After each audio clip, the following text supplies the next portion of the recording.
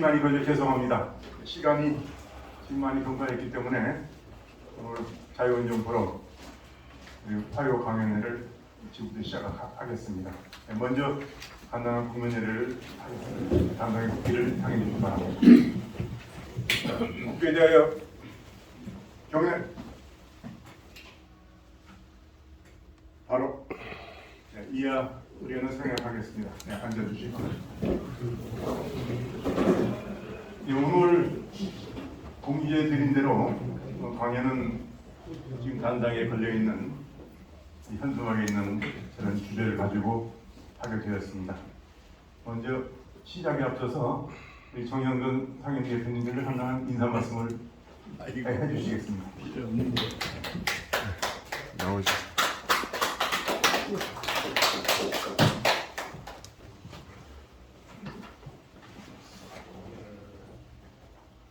저도 북한의 그 핵무기라든지 이 무기 체제에 대해서 관심이 굉장히 많아가지고 팔로우업을 하다가 하도 복잡해가지고 뭐 어떻게 무수당 뭐 화성 이렇게 복잡해가지고 지금 정리가 전혀 잘 안 되는데 오늘 이 대기자님이 이종훈 대기자님이 준비한 걸 보니까 전체를 막론해가지고 완벽하게 정리를 하셨네요. 굉장히 좋은 공모가 될 것 같습니다. 아시다시피 우리는 지금 한반도의 비핵화, 제가 그 안기부에 근무할 때 어느 날 그 부장이 부르더니만은 우리 한반도에 광주에 있는 전술 핵인이 핵무기를 갖다가 그때 노태우 대통령이 있었는데 전부 철수하기로 했다고. 우리는 핵이 완전히 한반도에 핵이 없게 됐는데 여러분 알다시피 문익환을 비롯해가지고 북한의 지령을 받은 그 좌파 인사들이 북한의 핵은 전혀 문제시 안 하고 우리 핵을 갖다가 우리 핵을 없애라고 매일 대문에서 학교에서 매일 그래가지고 결국 없앴는데 그 뒤에 북한 핵을 개발하고 지금은 핵을 무슨 한반도 비핵화가 아니고 북한 핵은 이제 기정사실화 돼가지고 여러분 알다시피 선제 타격까지 헌법에 규정을 했기 때문에 언제든지 자기들 마음에 내키지 않으면 쏠 수 있는 그런 상황이 되어 있기 때문에 이제는 한반도 비핵화가 아니라 북한 핵을 어떻게 확장을 억제하는가 이것이 문제인데 얼마 전에 제가 알기로는 11월 4일 날 국방 본부 그쪽에서 우리 그 국방 안보 협회에서 포럼을 해가지고 북한 핵을 대천회가 돼서 여러 전문가들이 모여서 토론을 했는데 되게 우리도 전술핵을 가져야 된다. 둘째는 아니면 나토의 그 5단계 가는 그런 우리 핵을 준비해야 된다 등 여러 가지 그 이야기가 나오는데 대체적으로 우리도 핵을 가져야 된다 이렇게 논자들이 이야기를 했습니다.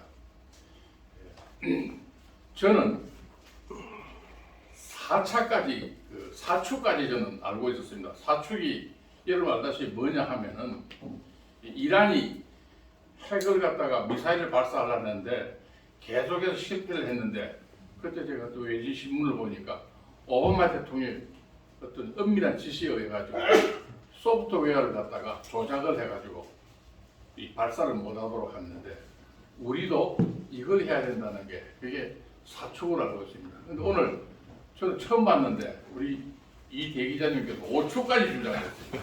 그래서 이거는 비상시에는 저쪽이 국가 원수를 암살하는 그런 5축 체계까지 완벽하게 해서 정말 굉장한 공부가 될 것 같습니다. 오늘 우리 이 대기자님의 말씀을 경청하고 다시 한번 우리가 북한이 얼마나 무서운가 또 이걸 어떻게 대처해야 되는가 하는 걸 정리하는 좋은 기회가 될 거로 생각을 합니다. 감사합니다.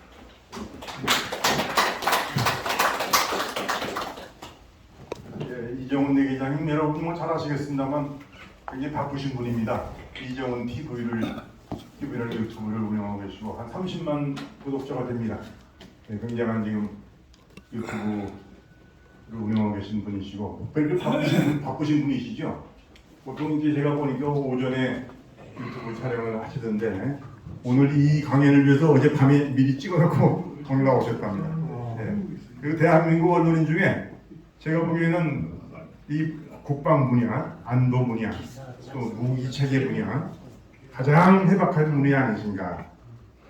네, 조선일보 유영원 기자랑 두 분이 쌍벽을 이루지 않나 저는 그렇게 생각합니다. 오늘 많은 걸 배울 것 같은데 박수로 맞아주시기 바라겠습니다.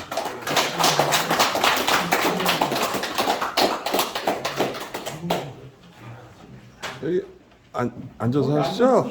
뭐 아니 이게 멋있게 이게 앉아서 핵 얘기이기 때문에 네, 권위 있게 하세요. 네, 이정호입니다. 얼마 전에 동아일보를 퇴사했습니다. 정년퇴직해서 이제는 좀 더 자유로워져가지고 기자로 있을 때는 조금 동아일보 눈치가 보여갖고 좀 움직임에 제한이 있었는데 지금은 좀 편해졌습니다. 받은 제목은 북한의 핵미사일 중심으로 북한의 무기 체계와 우리의 대응인데 저는 뭐 군사적 위협에 대한 우리 대응 방안 이렇게 제목을 달았거든요. 조금 다운시켰어요. 너무 세게 나가면 못 부를 것 같아요. 죽으나 사나 이제 지금 우리가 큰 모순에 걸려 있는 게 핵 무장하자 그러죠. 핵 무장하자는 분들이 하나같이 전술핵 재배치를 요구하면서 여의치 않으면 핵 무장을 하자 그렇습니다. 둘 다 대전제나 한미 동맹을 확실히 하는 차원에서 하자 그러는데 이거는 새빨간 거짓말입니다. 왜냐? 핵 무장하는 순간에 우리는 무조건 미국하고 싸워야 돼요. 근데 핵 공유를 하다가 여의치 않으면 핵 무장하자 그러는데 둘이 같이 갈 수가 없습니다. 미국과 헤어질 결심을 해야 됩니다. 박정희 대통령처럼 지미 카트랑 한판 싸우면서 이런 의지가 있어야지. 지금 미국한테 모든 걸 며칠 전에도 한번 지금 북힘당의 북핵 특위가 만들었는데 거기 참여하고 있거든요. 거기서도 계속 또 한미 공조만 외교부 와서도 그러고 국정은 안 왔거나 국방부 와서도 한미 공조 와서 그 얘기하면서 어떻게 우리가 핵무장을 합니까? 못하죠. 그러니까 미국과 헤어질 결심까지 북한하고 한판 붙는 건 당연한 거고 그 정도 결심을 해야 되는데 애국하시는 분들이 그 부분을 놓치고 핵무장을 얘기하시면 나중에 스스로 모순에 걸립니다. 하나씩 설명을 드리겠습니다. 지금 그 프린트한 거에서 제1페이지 북한이 갖고 있는 핵은 이미 6차 실험까지 했으니까 수소폭탄 실험까지 했으니까 다 됐다고 보고 앞으로는 조금 더 작은 걸 만드느냐 성능 개량이니까 이제 끝났다고 보고요. 그걸 싣고 오는 북한 미사일을 정리했습니다. 그 중에서도 장거리 미사일, 그러니까 우리를 때리는 게 아니라 오키나와에 있는 미국 제3 해병 원정군, 괌에 있는 미국 제13공군, 알래스카에 있는 제11공군, 조금 가까우면 일본에 있는 제5공군을 때리는 것이 IRBM인데 그 다음에 미국 본토를 때리는 건 ICBM으로 보면 되죠. 북한은 그 김길선 씨라고 탈북하신 분입니다. 한 20년 전쯤에 그분하고 친했었는데 북한이 만든 자기네 미사일 이름이 화성이라는 거는 그때 제가 처음 썼던 것 같아요. 그 양반 얘기 듣고. 그때까지는 우리는 뭐 노동을 했다가 뭐 무수단도 나오기 전이죠. 태밀 때인데 북한은 화성이구나 했는데 화성 시리즈가 현재 17까지 나온 것 같고요. 지금 우리의 현무 1은 사라졌죠. 현무 2가 러시아제 이스칸데르 토대로 지금 배치돼 있고 현무 시리즈는 크루즈 미사일입니다. 탄도 미사일과 크루즈 미사일 차이점 아시거든요. 현무 4가 무지하게 무거운 탄도, 그다음에 이번에 또 뭐 9톤까지 올라가는 현무 5가 있어서 우리는 왜 이렇게 단순하냐? 우리는 미사일을 하나 만들어 놓으면 거기서 왜 자동차 만들 때 뭡니까? 소나타 하나 만들면 19년씩, 20년씩, 21년씩 이렇게 같은 이름에서 업그레이드 해가지고 같은 형이잖아요, 그죠? 그래서 뭐 GTX나 그다음에 이제 그랜저 나오고 하는데 이북 애들은 소나타 하나 만들고 그 다음 거 만들면 그랜저라고 이름 짓고 이렇게 그 파생형들을 그래서 많은 것 같아요. 사실은 얘네들도 그렇게 많지는 않은 겁니다. 그 제일 신경이 쓰이는 게 화성 12형인데 이게 이제 이북에서 자기네들이 우리도 지난번에 여름에 쐈죠. 누리호 쐈지 않습니까? 누리호 우주 발사 위성 쏘는 건데 거기에 엔진이 5개 들어가 있어요. 큰 게. 그 엔진도 누리호예요. 누리호 엔진이고 누리호 발사체입니다. 근데 이북 애들은 이 미사일은 화성이라고 이름 짓고 요 엔진은 백두산이라고 이름 짓는 것 같아요. 백두산 발동기, 우리는 엔진이라고 그러는데 그 백두산 발동기는 지금 그 구소련이 만들었던 사상 최대의 ICBM에 들어가는 그 엔진이 RD, 영어로 RD 250인데 그게 소련 시절에는 지금 우크라이나에 공장이 있었어요. 지금 그 돈바스 지역에 있었던 거죠. 지금 러시아가 차지했죠. 거기에서 RD-250 엔진을 만들었는데 소련이 붕괴되고 우크라이나가 독립을 하니까 우크라이나는 자기네 핵무기를 러시아로 다 보냈잖아요. 공장은 가졌죠. 그래서 RD-250 엔진 기술은 얘네가 갖고 핵무기는 러시아가 갖고 갔는데 이게 2014년일 겁니다. 크림반도가 러시아 반군에 의해서 러시아로 들어가죠. 그때 상당히 혼란스러울 때 그 전 같아요. 이 기술이 북한으로 갔습니다. 그러니까 지금 우크라이나 우리 도와주는 건 좋은데 우크라이나가 좀 왔다 갔다 했어요. 그래서 미국도 제대로 안 도와주는 겁니다. RD-250 엔진을 갖고 가서 걔네들이 그걸 2개를 합쳐가지고 백두산 발동기를 만들었고 그 발동기를 붙여서 화성 12형을 만들어서 이게 성공합니다. 2017년 이게 언젠가 하면은 그 박근혜 탄핵되고 문재인이 대통령 된 게 17년 5월 9일이죠. 그때 한참 2017년 기억하실 겁니다. 평창 올림픽 그 다음에 한다고 해서 북한에서 막 미사일 쏴서 문재인조차도 미국 바지가랭이 붙잡고 늘어졌었죠. 살려달라고 했었죠.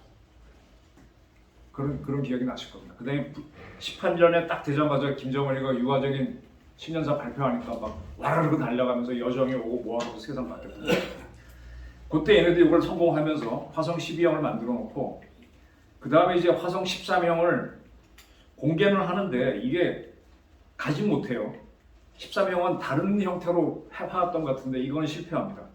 그리고 이제 이 화성 12형 백두산 발동기가 이게 핵심인데 여기에다가 우리도 보게 되면 이렇게 우주 발사체가 있으면 큰 엔진 하나 달렸고 여기 위성이 있잖아요. 근데 그거 말고 옆에 보조 엔진 조그만 거 붙이는 거 있죠. 이걸 영어로 부스터라고 합니다. 우리말로 보조 엔진. 이 보조 엔진 4개를 붙여서 화성 12에다가 쏴봅니다. 그게 화성 14형인 걸로 보입니다. 화성 13형인데 13형이고 14형도 이렇게 쏴봅니다. 근데 이제 부스터를 붙여갖고는 성능이 안 나오니까 백두산 발동기 2개를 붙여갖고 쏴보는 게 그게 화성 15예요. 지금 화성 15는 완성되어 있는 걸로 보여요. 화성 12형은 1개니까 괌이나 오키나와 때리고 화성 15는 미국까지 가는 걸로 보입니다. 이걸로 지금 계속 일본 열도를 넘겨서 쏴제끼는 거예요. 근데 이게 발동기 2개 가지고는 큰 핵폭탄을 못 올리니까 4개를 탑재하는 그게 화성 17형입니다. 중간에 화성 16이 있는 거는 고가까운 시험 발사해본 거죠. 중간에 다른 식으로. 근데 화성 17이 지금 성공이 안 돼 참 헷갈리는데 지난 3월 24일 날 제가 쏘긴 쐈는데 일본을 넘어갔는데 저기 뭐 태평양 건너서 미국 앞에 떨어진 게 아니라서 걔네는 쐈으니 성공했다 그러고 우리는 그냥 성공 좀 퀘스천 마크가 있습니다. 그래서 북한의 장거리 미사일은 화성 12, 화성 15, 17로 보면 되고 나머지 중간에 끼어 있는 것들은 중간에 개발 단계에 있는 이따가 넘어간 것들이다 이렇게 보시면 됩니다. 여기는 핵무기를 탑재할 수 있죠. 그 다음에 이제 북한이 이 백두산 발동기를 개발할 때 RD-250 갖고 와서 할 때 2017년에 발사하면서 얘네들이 이게 장난을 치는 게 지금 우리도 처음엔 나로우라 하다 지금 우주 발사체는 누리호라고 이름 지었잖아요. 그래서 그거는 항공우주연구원이 발사하고 우리 현무는 국방과학연구소에서 ADB에서 해갖고 안흥, 충청남도에서 주로 발사합니다. 가끔 동해에서 쏘긴 하지만 근데 항우연은 전부 다 나로도 가서 발사하죠. 얘네들도 국방과학원에서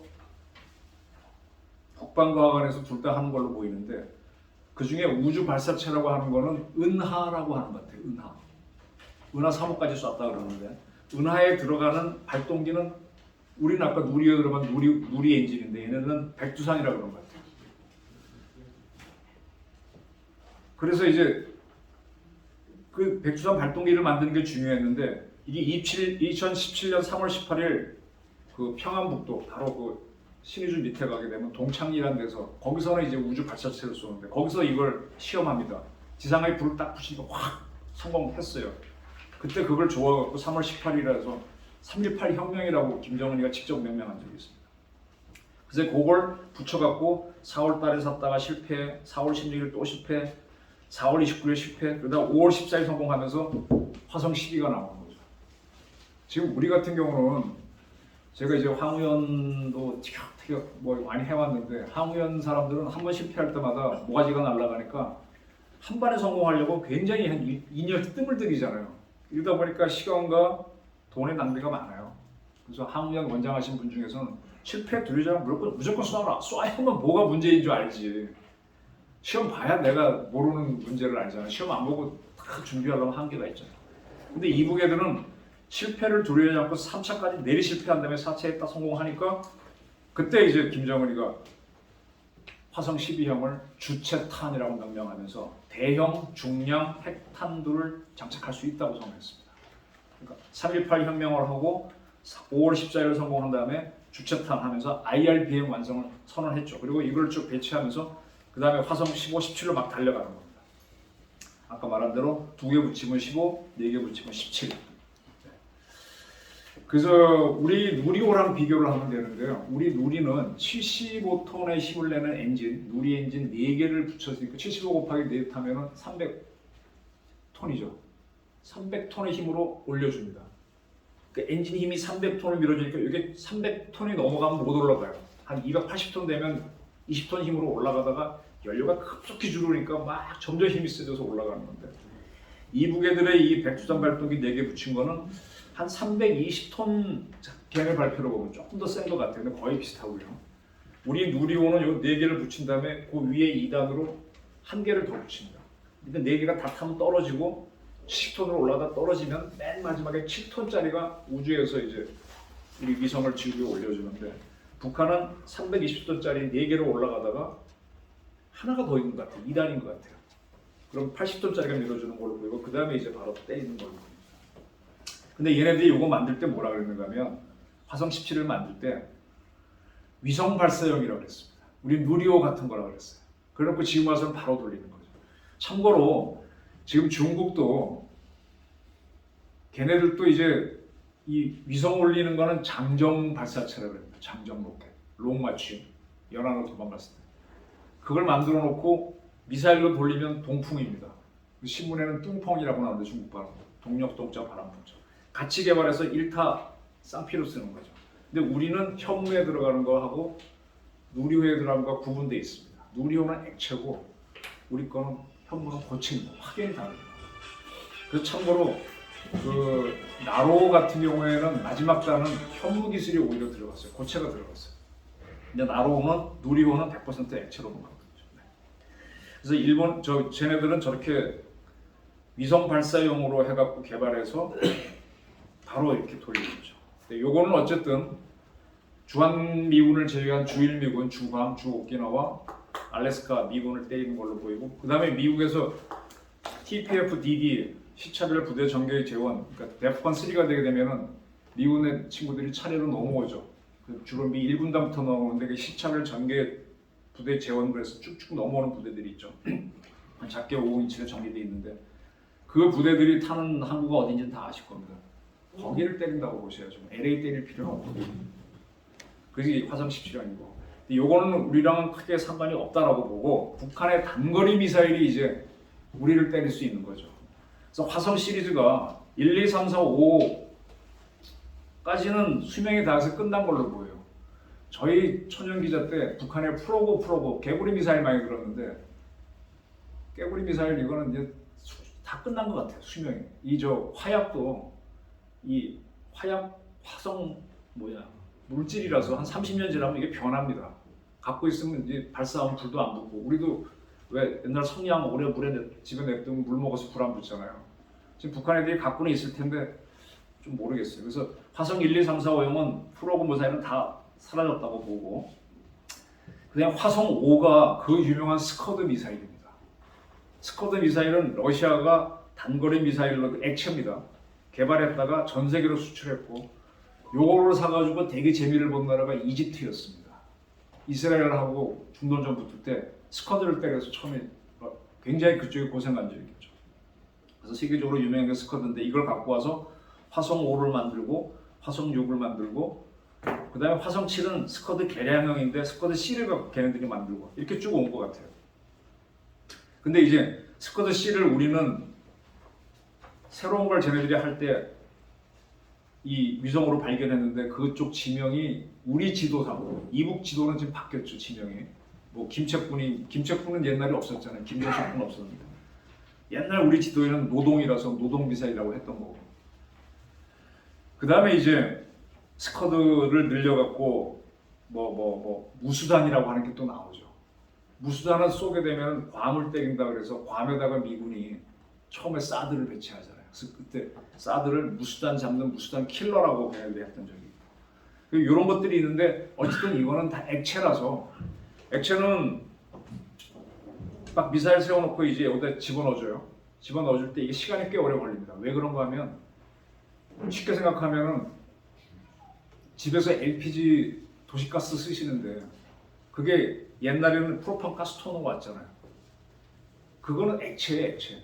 근데 딱 나오는 순간에 온도가 올라가니 기체가 돼갖고 불 켜니까 나오는 거죠. 그러니까 얘네들도 액체를 갖고 와서 여기 집어넣는 건 액체로 들어가야 됩니다. 근데 그게 잘못하면 세면은 빵 터지면 자기네가 죽거든요. 굉장히 오랜 시간이 걸리기 때문에 지금까지 우리 킬체인의 대전제가 북한 미사일, 아까 북한의 ICBM, IRBM 다 액체입니다. 그럼 저걸 집어넣을 때 한 몇 시간 걸리니까 위성으로 봐가지고 여기서 미사일을 쏘면은 빗 맞아도 그건 불붙게 돼 있어요. 그런 전제에서 했는데 이 단거리 미사일은 다 액체였는데 지금 문제가 2019년에 중국에서 들여온 방사포 기술을 갖고 북한판 에이타킴스라고 하는 미국의 단거리 미사일과 같은 건데 고체 연료를 만들었어요. 그리고 러시아의 우리 현무투가 이스칸데르인데 우리보다도 한 20년 늦게 그걸 들여와서 북한판 이스칸데르를 만들어서 고체를 가졌습니다. 고체는 우리 현무가 지금까지 발사하면 바로 날아가죠. 가다가 뒤로 오는 한이 있더라고요. 이번에 강릉에서처럼 무조건 발사되는 건데 이거를 딱 가졌기 때문에 지금 킬체인이 지금 심각한 문제입니다. 지금 킬체인의 목표는 딱 발견하고 나서 보고해서 대통령이 한 대까지 걸리는 시간은 5분 잡고 그 다음에 약간 준비해서 쏴서 때리는 데까지 20분에서 도합 30분 내에 하자는 건데 우리 최고사령관이 결심을 늦게 하시면 늦어질 수 있죠. 그리고 30분이 걸리는데 뒤늦게 발견해서 얘네들이 바로 쐈다 그러면 그때 그런 한계는 있습니다. 어쨌든 30분 내에 때린다는 게 킬체인인데 이게 액체 미사일을 전제로 했는데 지금 북한 것들이 단거리가 지금 고체로 바뀌고 있다는 게 그래서 지금 자꾸 우리가 예민해지는 거예요.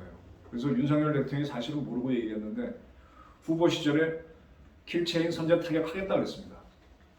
그러니까 거기에 대한 북한의 대응이 핵무력 정책법을 만들어서 우리도 선제 타격하겠다 그런 거고 그거를 이번에 우리가 비질런트 스톰하고 하면서 UFS 울지 프리덤 쉴드 훈련하고 호흡 훈련을 하는 와중에 걔네들이 그걸 보여준 거죠. 그런 겁니다. 자, 그래서 이제 그다음에 북한은 또 요거 말고 북극성이라 그래가지고 잠수함에서 쏘는 미사일이 또 있어요. 잠수함에서 쏘는 거는 100% 고체입니다. 잠수함에서 이게 가스 넣다가 터지면 배도 죽어요. 그래서 미국도 처음에 SLBM 만들 때는 무조건 고체로 했는데 지금 얘네들이 러시아 기술을 갖고 와서 이 SLBM을 만들었습니다. 만들었는데 지금 우리나라 언론이 굉장히 헷갈리게 보도하는데 이 어뢰는 잠수함이 깊숙하잖아요. 잠수함 앞에다가 집어넣습니다. 그러니까 옆으로 들어가도 돼요. 어뢰는. 미사일은 세워야 돼요. 그러면 잠수함이 지름이 커야 돼요. 지름이 작으면 이걸 못 세웁니다. 그럼 잠수함 보게 되면 이렇게 있다가 여기 해치 톡 튀어나온 데 있죠. 그건 사실 미사일 놓으면 안 되는데 북한이 거기다 억지로 넣어서 지난번에 한번 쏴봤어요. 근데 그게 잘 안 되는 모양입니다. 새로 해서 새 잠수함을 만드는데 그게 심포급 고래급이라고 하는 건데 그게 아직 안 되고 있습니다. 우리나라 언론은 개발했다 안 개발했다 그러는데 아직 걔네들이 못 움직여요. 만들어 놓고 이게 성능이 안 나오는 거예요. 참고로 지금 우리는 장보고 1, 2, 3, 3까지 개발해서 20몇 척 체제로 가고 있는데 우리 거는 거의 100% 성공을 하는데 이북 애들은 그게 안 되고 있습니다. 근데 미사일은 만들어놨어요. 그래서 얘네들이 어디서 쐈는가 하면은 우리도 현무 미사일을 쏠 때 잠수함에서 쏘는 거 처음 하기 전에 바지선을 물을 집어넣어 쭉 가라앉으면 수중에서 쏩니다. 그렇게 쏘는 거예요 이북 애들이. 원산 앞바다 쏘는 게. 그리고 이 지상에도 쏴봤고.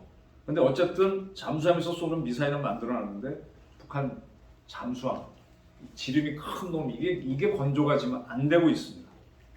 그리고 그와 별도로 아까 말씀드린 대로 은하라고 하는 우주 발사체를 쏘는 그 하고 거기에 붙는 엔진은 아까 백두산이라고 그랬죠. 그다음에 위성을 뭐라 그러냐? 광명성. 그래서 광명성이라고 그랬다, 은하라고 그랬다, 백두산이라고 그랬다. 우리나라 언론이 되게 헷갈리는데 엔진은 백두산, 발사체는 은하. 여기에 올라가는 광명성. 이렇게 정리가 되겠습니다. 그다음에 이제 이렇게 날라왔을 때 이걸 막아내는 게 미국의 사드 체계인데 사드 체계 요 그림이 있습니다. 보시면 될 거고요. 이제 북한이든 중국이든 쏘게 되면은 꽝 쏘게 되면 이렇게 올라올 거 아닙니까? 그럼 한 지상에서 1000km까지 올라갑니다. 지구를 돌 때. 그럼 대기권이 100km까지라고 보시면 돼요. 한 500까지도 보는데 보기 나름이에요. 100km 이상부터 우주인데 이때 태평양에 떠있던 이지스함에서 SM-3를 쏴가지고 이걸 맞춰버리는 거예요. 그럼 대륙간 미사일이 날아갈 때는 이 미국 다가서는 쫙 찢어져 갖고 탄두가 12개, 10개 나와요. 그 찢어지기 전에 맞추는 거죠, SM-3를. 그래서 이게 고고도 미사일 이지스함에 탑재하는 거예요. 그럼 우리는 지금 이지스함이 3척이 있고 이번에 추가로 3척 추가 들어가는데 이지스함을 할 때가 김대중 정권 때 했는데 그때 우리 SM-3를 안 실었습니다. 그때 많은 논란이 있었는데 우선 미국이 안 줬다 줬다 얘기도 있고 우리보다 조금 먼저 한 일본도 사실은 못 실었어요. 근데 일본은 한 5년 전부터 그때 이지스함을 다시 갖고 와서 개조해서 SM-3 탑재를 좀 다 했을 겁니다. 근데 우리는 아직 옛날 이지스함들을 개조를 안 하고 있는데 이번에 새로 하는 이지스함에도 SM-3를 안 실었습니다. 그거는 문재인 정부라고 해야 되나? 문재인 정부가 대부분 했지만 최근 결정은 윤 정부가 했어요. 이게 왜 안 실었느냐 하면은 야 이거는 미국 가는 미사일 맞추는 거니까 필요 없다라는 육군 공군의 주장이 있었고 해군은 하자 그랬는데 결론적으로 안 했는데 지금 조금 이게 문제가 되고 있습니다. 나중에 말씀드릴게요. 그래서 SM-3를 잡고 그 다음에 이놈이 미국으로 떨어질 때 아직 대기권에 안 들어오면은 GBI, Ground Based Interceptor 지상에서 사드보다 더 센 놈이 올라가서 맞춰버리는 거예요. GBI라고. 이건 지금 미국이 만들고 있는 미사일이고 그게 실패하면 사드를 발사해서 맞춥니다. 사드를 못 맞추면 패트리어트라고 하는 팩3 올라가서 맞추는 겁니다. 지상에서는 3개가 맞춰보고 해상에서는 1개로 맞춰봅니다. 그래서 미국은 이게 ND 시스템인데 지금 아까 태평양 지구 이야기는 오키나와의 미국 제3해병연정군 얘네들이 항상 우리나라에 와서 포항 앞바다에서 한국 해병대랑 같이 쫙 상륙작전하는 그 부대입니다. 굉장히 공격적인 부대고 한국에 있는 거는 오산의 7공군, 일본에는 5공군, 괌에는 13공군, 알래스카의 11공군에서 이 4개의 번호 공군이 미국의 태평양 공군입니다. 그러니까 이제 그 다음에 또 여기에 미 7함대가 일본 요코스카에 있죠. 모항으로 해서 거기에 이지스함이 7척 정도 있을 겁니다. 왔다 갔다 하는데 그런 부대들이 북한이나 중국이 쏘게 되면은 SM-3를 잡고 자기네 방어는 사드로 하거나 팩3도 팩3로 하고 있는 겁니다. 그리고 그 역할을 하는 방어 부대는 뭔가 하면은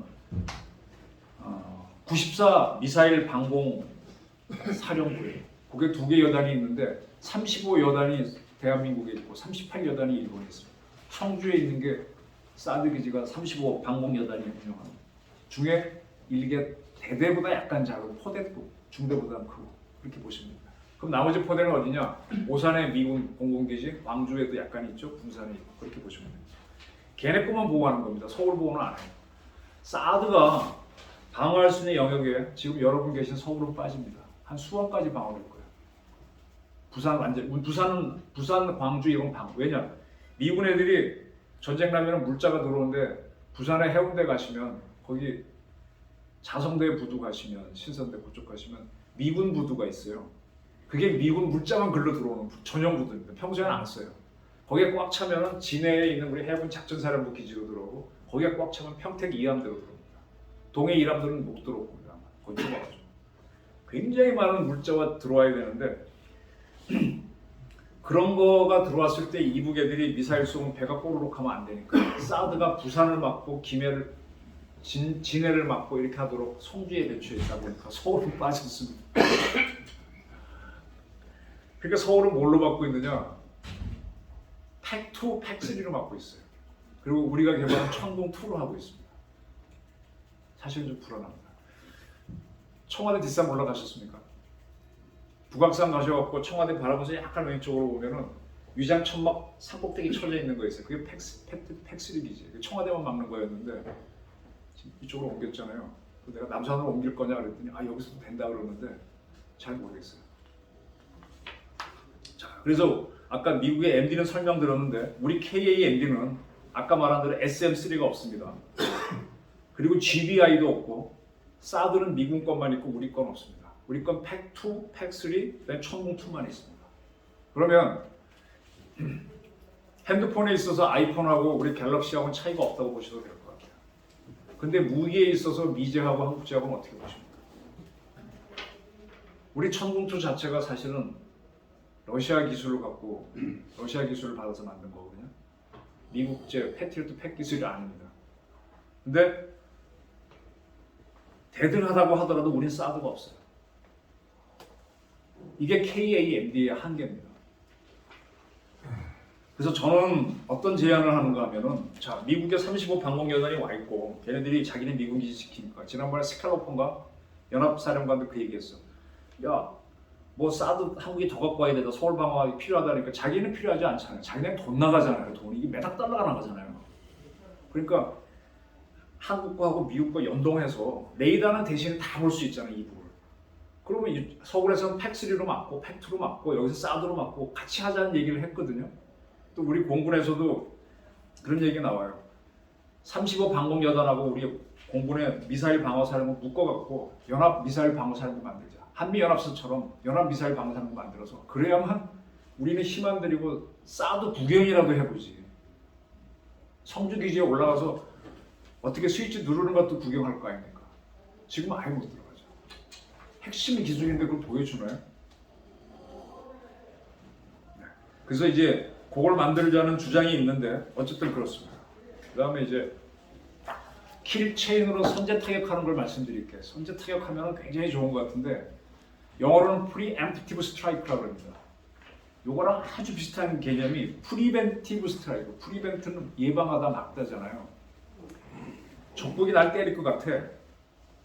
제가 날 때릴 것 같아서 내가 먼저 때리면 이게 예방전쟁이에요. 예방전쟁은 무조건 선제 타격을 전제로 합니다. 그 예방전쟁은 내가 핑계를 대고 적국을 침략할 수 있어요. 모든 나라가 침략이라고 안 합니다. 예방전쟁했다고 합니다. 그래서 UN, 미국이 만든 UN은 예방전쟁은 침략이다라고 이렇게 유언한장에 뭐 딱히 규정된 건 아니지만 설명은 그렇습니다. 그래서 아예 전쟁 없는 세상을 만든다는 게 유엔이다 보니까 예방전쟁이 안 되면 선제 타격도 안 됩니다. 선제 타격이 안 되기 때문에 윤 대통령이 때리겠다 그랬는데 북한이 미사일 세웠다 그래서 우리한테 온다고 발표한 것도 아닌데 왜 때려? 동해로 갈 수도 있는 건데. 근데 미국이 이런 선제 타격이 안 된다는 개념으로 오다가 2001년에 9.11 테러를 당했잖아요.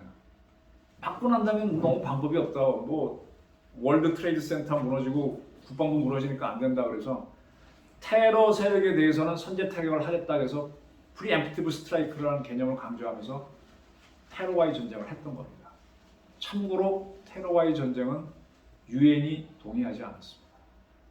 그래서 우리 운동권들은 이라키 프리덤 워하고 아프간 워를 침략 전쟁이라고 하는 겁니다. 근데 그 전에 90년 연말에 이라크가 쿠웨이트를 침공했고 그리고 미국이 걷어내는 걸프전을 하잖아요. 그때는 이라크가 먼저 침략했기 때문에 미국이 다국주권 들어간 거는 정의의 전쟁이었습니다. 그건 유엔이 승인했고 우리도 참전했는데 이라크 전쟁할 때 우리 군 들어갔을 때 그거는 그래서 계속 노무현 때 그게 침략 전쟁에 왜 참가하느냐 그 시비가 일었던 겁니다. 근데 어쨌든 미국이 하면 하는 거니까 그 선제 타격은 할 수 있다는 개념이 만들어졌습니다. 그 다음에 또 하나가 걸프 전쟁을 할 때 이라크 애들이 쿠웨이트 칠 때 미국이 반격을 하려고 할 때 이놈들이 대응을 한다고 포병을 쫙 모아가지고 사격은 이렇게 하는 겁니다. 아무데나 사방으로 쏘게 되면 소용이 없잖아요. 청와대만 쏘겠다 그러면은 요 앞에는 80mm, 105mm, 155mm 미사일 놓고 맨 앞에 있는 80mm는 먼저 쏴요. 아니 미사일 먼저 쏴요. 멀리서 차례 떨어져서 한 표적이 다 떨어져 같은 시간에 떨어지게 합니다. 이게 TOT 사격입니다. Target on Time. 요 타겟에 동시에 다 떨어지게 하는 거예요. 그렇게 합니다. 그래서 그걸 하다 보니까 얘네들이 어떻게 하는가 하면 한 군데 이 포병들을 다 모아놓습니다. 모아놨을 때가 때리기 가장 좋을 때거든. 그때 선제 타격을 하자는 겁니다. 그래서 미국이 만든 선제 타격 개념인데 이걸 지금 우리가 북한에 지금 미사일 쏘게 되게 되면 골치 아프다 해서 차용을 한 거죠. 그 미국이 이라크 전쟁한 걸 다시 보셔야 되는데 그때 미국이 만든 개념이 마비전 개념입니다. 자, 우리 전쟁에 났어. 우리 3사단 100벌 부대가 있고 그 앞에는 인민군 4사단, 2사단, 2군단 이하 부대가 있겠죠. 쏘대끼리 막 붙어. 비유해서 말하면 그게 뭐냐. 저하고 의원님하고 붙었는데 서로 주먹질 하는 거잖아요. 그럼 손끼리 싸운 거예요. 손가락끼리 싸운 거예요. 손가락 부러져도요. 나 발 남아있고 머리 남아있고 눈 남아있습니다. 그러니까 이게 손가락 하나 부러지고 그 다음에 팔 부러뜨리고 어깨 부러뜨리고 심장 잡는 거예요. 이게 지금까지 전쟁이었습니다. 근데 미국이 이라크 전쟁하면서 야 이렇게 하게 되면 우리 병사도 많이 죽고 너무 저항이 세다. 어떻게 할래? 눈깔부터 찔러버려. 미사일. 그다음에 뇌를 맞춰버려. 그러면 심장이 뛰기 때문에 살아있지만 안 보이고 뭐 하니까 이런 이 미친놈이 되잖아요. 마비가 되는 거잖아요. 이게 마비전입니다. 그러면 옛날 전쟁은 맨 앞에 있는 소대가 싸우고 중대가 싸우고 대대가 싸우는 식으로 하는데 이제 바뀐 거죠. 뒤에서 미사일로 그냥 상대방 눈부터 때리고 머리부터 박살내는 겁니다. 이거 하다 보니까 하늘로 날아가는 에어 작전이 되는 거죠. 그래서 A-Day 작전이라고 명명해서 이라크 전쟁 때 보게 되면 미국이 토마호크하고 미사일을 막 한 3일 동안 그냥 쏴버립니다. 그래서 이라크군 수뇌부를 때리고 걔네 미사일 이제 방공망 다 때리고 전방에 있는 오히려 이라크 보병들은 다 살아남았어요. 하늘만 쳐다보고 오 하는 거예요. 미군도 하나도 안 움직여. A-Day 작전을 다 하고 나는데 그때 뭐 토마호크, 에이타켓 다 때리고 난 다음에 그 다음 뭘 하느냐? 그 다음 미군 전투기들이 와 뜨는 겁니다. 이번에 비질런트 스톰처럼. 그래서 또 때리고 움직이는 놈에서 다 때리는 거예요. 그때는 이제 보병도 보이면 때리는 겁니다. 그 다음에 뭘 하는가 하면 그때부터 G-Day 작전이 들어가서 그라운드 작전 들어가서 미 3사단이 주공이 돼가지고 바그다드로 바로 들어가고 미 해병대 1사단이 조공이 돼서 걔네 무슨 뭐 항구 하나 있었죠. 조그만데 쿠웨이트 골로 들어가고 그 다음에 미국의 공정사단인 낙하산 타고 뛰어내리는 부대가 101사단이 저기 북쪽에 떨어져 갖고 남쪽으로 내려오는. 그래서 바로 15일 만에 바그다드 점령하는 거잖아요. 그래서 G-Day 작전을 하고 나서는 이번에 지금 그 비슷하게 흉내를 내다가 완전히 돈자된 게 러시아입니다. 러시아는 그게 능력이 안 되는 거예요. 미국 애들은 그걸 해내는 거고. 그래서 A-Day, G-Day 작전을 하는데 그때 딱 보였던 게 A-Day 작전 때 미사일을 딱 쏴서 전부 다 맞춰버려요. 이게 서지컬 스트라이커. 서지컬이라는 거는 외과 의사가 수술할 때 암세포만 딱 잘라내는 거잖아요. 그런 무기가 있기 때문에 미국이 마비전 개념을 만들었고 그렇게 하면서 그때 이제 킬체인이라는 개념은 더 발전한 거죠. 상대방을 다 때려 부수니까. 그래서 이제 우리가 킬체인 개념을 도입했는데 아까 말씀드린 대로 미국 같은 경우는 A-Day 작전 때 자기네가 당한 게 있으니까 테러 당한 게 있으니까 그래도 우리는 한다 해서 프리엠프티브 스트라이크 들어가는 겁니다. 이라크 전쟁. 근데 우리는 북한이 핵미사일 쏠 것 같은데 우리한테 쏘는지 헷갈리는데 때릴 수 있어요? 때리면 침략했다고 나올 텐데. 되게 이게 문제입니다. 30분 내에 때리겠다는 건 능력은 갖췄다고 하는데 해봐야 아는 거고. 이번에도 결국 북한이 속초 50km 앞에 떨어뜨렸는데 쳐다보고 있었잖아요. 쐈으면 또 문제가 됐겠죠. 그리고 우리가 지금 이 북한이 미사일을 쏘는지 안 쏘는지를 지금 우리 눈이 없어요. 우리 항우연에서 운영하는 아리랑 위성이 봐주는데 그 항우연 원장하고 옛날에 친해서 김정일이 죽을 때 2011년인가 근데 물어봤었어요. 김정일 죽은 거 봤어요? 그랬더니 못 봤어. 왜 못 봤어요? 그랬더니 그때 김정일이가 지방 갔다가 자기 그 전용 열차에서 죽었다 그랬잖아요. 아니 정은이가 그 기차 타고 해서 죽는다 그러면 내가 거기 찍었지. 그 정보가 없으니까 걔네 핵 기지 어떻게 되나 그것만 봤지 그러더라고요. 위성이 북한 전역을 다 보는 것 같지만 보는 거는 제가 타겟이면 저만 봐야 돼요. 선생님들은 안 보고 국회도 안 봅니다. 무슨 말인지 아시겠어요? 각도를 돌리면 다 볼 수 있지만 동시에 못 본다는 얘기예요. 그러니까 이게 우리 위성이 지나가도 못 보는 데는 안 보는 겁니다. 지금 우리 군에서는 이제 항우연과와 별도로 5개의 정찰 위성을 도입한다. 이게 우리가 이제 F-35를 도입하면서 그 돈을 줬기 때문에 그 반대급부로 기술을 받아서 이걸 425 사업이라고 위성 5개 도입하는 거고 있는데 이게 원래 작년에 끝난다고 하다 원래도 못 끝나고 내후년 될 것 같아요. 그럼 우리 지금 눈이 없습니다. 없으면 미국 위성이 봐줬을 때 때리는 거죠. 그리고 미국 위성도 못 보는 타이밍에 누가 보느냐? 일본 위성이 봐줘야 돼요. 그래서 지소미아를 해야 됩니다. 근데 지소미아 안 하겠다 한 게 토착 외국 운운했던 어떤 세력인지는 아실 겁니다. 그래서 이게 이렇게 해서 이제 우리가 봐야 때리는데 선제 타격 위험이 있다. 그리고 지금 이 상태가 데프콘으로 얘기하면 데프콘 4입니다. 4.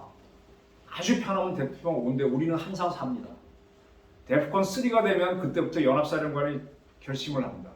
연합사령관이 결심을 하면 미군이니까 미국은 킬체인 가동하자 그래도 세계가 가만히 있을 텐데 이 상태에서 이북이 쏘려고 하는데 한국군 최고사령관 윤석열 대통령하고 합참의장이 쏴 그러면 결심할 수 있겠습니까? 물론 미국 애들이 전제가 위성으로 야 니네 쏠 것 같다고 줘야만 쏘는 건데 데프콘 3가 아니잖아요. 침략 부담을 느끼면서 할 수 있겠다. 이게 지금 만들어 놓고 나서 보니까 완벽한 것도 아니지만 자신이 없다는 문제가 됩니다. 그러면 결론적으로는 이북 애들이 쏜 거를 KMD로 막아놓고 그 다음에 조지는 수밖에 없는데 아까 KAMD는 제가 말씀드린 대로 GBI도 없고 SM3도 없고 사드도 우리 군은 없습니다. 그 우리의 상당 부분은 미군의 35 여단이 하는 사드가 막아줘야만 그나마 가능하고 그래서 제가 미국 35 여단하고 공군의 미사일 방어사령부를 묶어서 한미 방공미사일 사령부를 만들자라고 하는 거고요. 그 다음에 이제 우리가 쟤네가 쏜 거를 KMD로 맞고 그 다음에 때리는 건 뭐 킬체인, KMPR 다 때리는 거죠. 방법이 없잖아요. 근데 만약에 북한이 핵 미사일을 쐈다 그러면 KMPR이고 킬체인 이걸 끝이지 뭐. KMD가 못 막으면 끝이지 뭐. 그리고 난 다음에 이 미국에서 ICBM 써서 북한을 점멸시키면 이거는 최대의 불행입니다. 북한 핵미사일로 남한은 전멸됐는데 우리의 반쪽인 이북에 있는 우리 동북까지 다 죽으면 한민족은 끝이에요. 전 차라리 우리가 죽었을 때는 미국이 ICBM 안 쐈으면 좋겠어. 걔네도 살아와갖고 혹시 좋은 세상 만들어봐라 하고 맡겨놓고 데 낫지. 이제 우리말 쓰는 사람도 끝이면 낫겠습니까? 미국이 과연 쏠지도 모르겠고요. 자, 밸런스 오브 테러라는 거에 대해서 테러를 공포라고 번역했습니다. 테러를. 근데 공포는 영어로 말하면 호러예요. 호러 무비라고 그러죠. 그럼 테러는 뭐예요? 때리는 거예요. 테러예요. 그럼 미국이 밸런스 오브 테러 하는 거는 우리가 지금 번역을 잘못해서 공포의 군영 그러는데 공격의 군영입니다. 공격이요. 자, 쟤네들이 미사일 쐈어. 미국이 다 죽었어. 근데 원자력 잠수하면서 쏘았고 때려. 이 세컨드 스트라이크 이격이죠. 이게 밸런스 오브 테러잖아요. 테러의 균형을 잡은 거죠. 미국이 전멸한다면도 소련을 착살낼 수 있다. 그럼 우리도 북한을 핵을 잡는 데 있어서는 밸런스 오브 테러를 해야 돼요. 이게 공포의 균형이 아니라 테러의 균형입니다. 먼저 공격당했을 때. 근데 현재 이거를 뭘로 하는가 하면 미국이 익스텐디드 디터런스, 확장 억제로 한다는 거예요. 확장 억제로 해주겠다 그러는 거예요. 확장 억제, 그러니까 실체가 뭐냐? 실체를 보게 되면 요 있는데 요 비행기에서 투하하는 요 폭탄 요거예요. B-61 핵폭탄이에요. 여기 한 무게가 1톤 정도 됩니다. 미국의 핵무기가 딱 세 종류밖에 없어요. ICBM이 있고, ICBM 이름은 미니트맨이에요. 미니트맨이라고 하는 건 미국이 영국에 독립할 때 그때 민병대들이 미니트맨이에요. 그 이름을 땄고, 그 다음에 해군이 전략 원잠에 탑재하는 게 SLBM. 그 이름은 트라이던트입니다. 트라이던트는 포세idon이 썼다고 하는 창의 이름이죠. 그리고 아까 비행기 투하는 요거밖에 없어요. 그러면 중간에 중거리, 단거리 미사일은 없냐? 없습니다. 왜 없냐?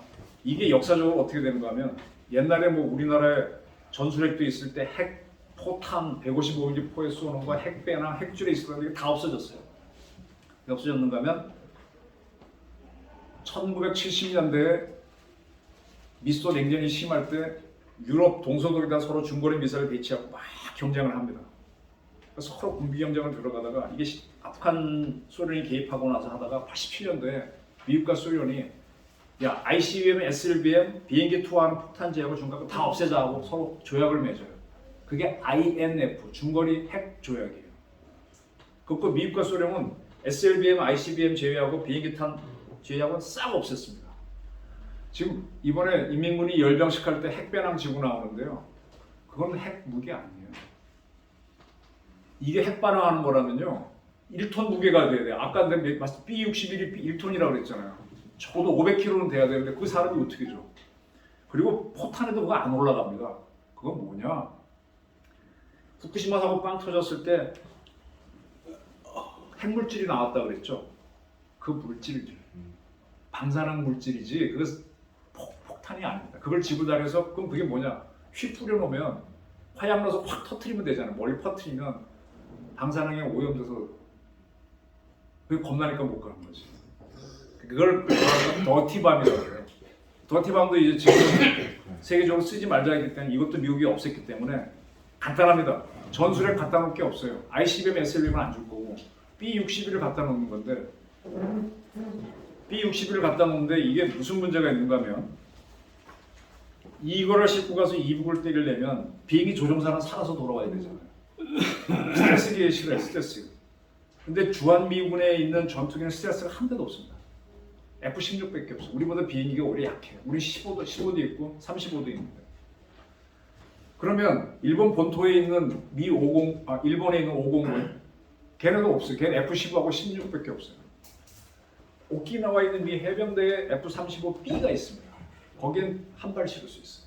우리 F-35A는 두 발 실을 수 있고 일본 항공 자위대군 두 발 실을 수 있는데 일본 35, 우리 35는 핵무기를 실을 수 있는 장치가 아직 안 달았어요. 그걸 달아서 샀으면 좀 비싸졌겠죠. 그래서 앞으로 한다면은 이걸 개조를 해야 되고 그 다음에 이제 미군 애들이 본토에서 오는 B1, B2라든지 F-117은 가능하겠죠. 가끔 F-22가 날라오는데 F-22는 공중전용이라서 핵폭탄을 못 싣습니다. 그러면 이제 그게 현실이기 때문에 지금 미국이 여기 갖다 놓는다 그러면 F-35 부대가 여기 와야 되는데 아직 미 공군이 F-35도 걔 돈의 예산 한정을 받잖아요. 한국에 배치 못할 거고. 그럼 우리가 달고 가서 써야 되는데 그건 굉장히 이제 복잡한 문제가 생기죠. 그걸 풀어야 되는데 그걸 아직 못 풀고 있는 거고. 그러면 미군이 여기서 B-61을 투하한 다음 F-16 달고 와서 떨어뜨려도 돼요. 지금 자세히 보세요. 유럽에서 5개 나라가 핵 공유를 하는데 독일, 벨기에 F-35 있어요? 없습니다. 거기 있는 미 공군도 F-35 없는 걸로 제가 알아요. 그럼 걔는 F-16, 라팔 이런 거에 달고 떨어뜨리겠다는 거니까 우리도 급하면 F-15K, F-16 주한미국 거 가서 하면 되는데 대신에 조종사가 못 들어올 수 있다. 그래서 어쩌면 안 할 수도 있다. 그러니까 우리가 지금 필요하다면 F-35A를 핵폭탄 투하할 수 있도록 개조하는 것도 필요하겠죠. 그래서 전술핵을 이렇게 재배치하려면 그런 문제가 있고 더 좋은 거는요. 지금 미국하고 소련이 모든 중거리 미사일을 없앴는데 그 사이에 영국하고 프랑스는 자기 주변에 적이 없잖아요. 소련은 한참 떨어져 있었잖아요. 그러니까 얘네들은 ICBM S-100만 가졌고 나머지 무기는 비싸니까 안 가집니다. 핵폭탄을 갖고 있으면 이게 항상 항원 항습이 돼서 보관병이 많이 들어요. 그래서 얘네들은 중거리 핵전력이 없는데 중국이 문제입니다. 중국이. 그 전에 한번 중국의 핵무기 방송 보니까 미국 가는 거는 여기, 일본 가는 건 여기, 한국 가는 건 여기, 대만 가는 건 여기 딱 표시되어 있더라고. 걔는 미국 방송을 보니까. 얘네들은 걔네 입장에서 중국, 한국, 일본 때리는 거는 중거리 전력이잖아요. 이걸 많이 갖고 있어요. 그럼 중국이 우리랑 왜 국교를 트느냐? 하시라도 한국을 작살낼 수 있으니까 마음 놓고 한국 자본을 받아들이는 거예요. 원래 강국은 그렇게 하는 거예요. 그래서 지금 미국하고 러시아가 INF를 맺고 난 다음에 야 중국 니들은 갖고 있으니 니들도 들어와 같이 맺자 그랬더니 얘들이 안 맺겠다 그랬어. 그래서 미국과 러시아가 87년도에 중국을 빼놓고 하면 의미가 없다 해서 이 조약을 파기를 합니다. 그래서 2019년에 이 조약은 파기돼 있습니다. 근데 중국이 계속 지금 미국의 함대가 오면은 대한 미사일 발사해서 격추 다 침몰시키겠다 그랬잖아요. 그게 바로 중거리 핵전력이에요. 이게 심각하니까 그 미국이 자기네 필요를 위해서 그렇다면 니들이 그렇게 하면은 MD도 MB지만은 다시 중거리 미사일 만들어서 배치하겠다. B-61은 물론이고 그러면 우리가 핵 재배치를 할 수 있겠죠. 그게 찬스죠.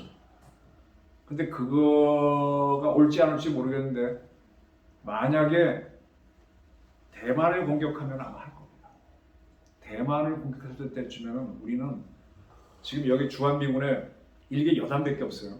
옛날에 2개 여단이 있었는데 노무현 정부가 평택으로 미군 기지 옮기면서 민족 자주성 어쩌고 하면서 동의해 준 게 그 중에 한 개 부대는 이라크 전에 갔다가 돌아온다 뭐 이렇게 해서 빼버려 갖고 한 개 여단밖에 없는데 상당히 중장비 쓰는 큰 부대가 있었는데 이번에 그 부대가 장비는 그대로 두고 싹 빠져나가고 새로운 부대가 왔는데 스트라이커 여단이 왔어요. 굉장히 가벼운 부대가 왔어요. 이거는 비행기에 딱 타고 항상 날아갑니다. 그래서 미국 애들이 스트라이커 여단 배치한 거 보니까 대만 전쟁 나면은 주한미군 투입하려고 하는구나.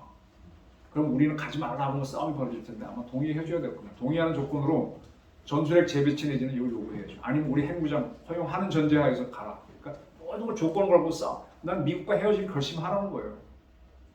친밀을 유지하면서.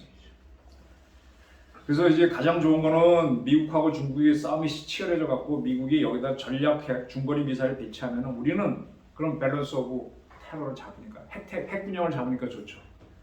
그때쯤은 B-61 오는 거는 문제가 아닐 거고요.